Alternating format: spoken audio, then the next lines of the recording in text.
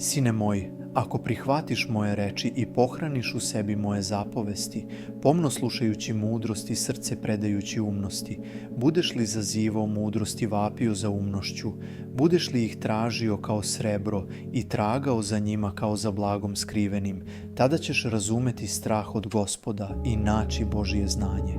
Jer Gospod daje mudrost i iz njegovih usta znanje i umnost dolaze.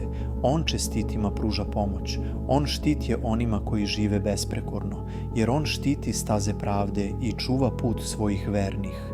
Tada ćeš razumeti šta je pravo, pravedno i čestito, svaku dobru stazu, jer mudrost će ti ući u srce i znanje će ti obradovati dušu.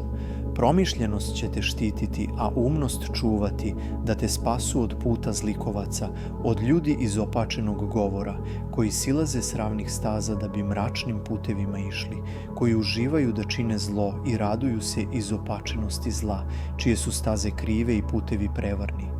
To će te spasti i od preljubnice, od žene na stranputici, čije su reči umilne, koja ostavlja druga iz svoje mladosti i na svoj zavet pred Bogom zaboravlja.